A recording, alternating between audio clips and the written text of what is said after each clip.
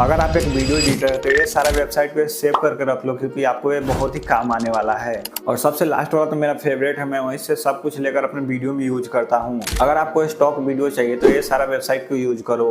यहाँ पे बहुत सारे स्टॉक वीडियो पड़े हुए हैं। प्रीमियम प्रो आफ्टर इफेक्ट के टेम्पलेट चाहिए तो ये सारा वेबसाइट को यूज करो। यहाँ पे बहुत सारे टेम्पलेट पड़े हुए हैं। सो फाइनली सबसे लास्ट पे मैं बताने से पहले, अगर आप मेरे चैनल पे नए हैं तो चैनल को सब्सक्राइब करके फॉलो करते जाना, क्योंकि मेरे चैनल पे ऐसे न्यू टिप्स आते ही रहते हैं। सो अगर आपको अपने वीडियो में साउंड इफेक्ट चाहिए तो ये सारा वेबसाइट को यूज करो। यहाँ पे लाखों साउंड इफेक्ट पड़े हुए हैं। सो उम्मीद करते हैं वीडियो देखकर आपको समझ आ गया होगा। अगर समझ आ गया तो वीडियो को लाइक करते जाना।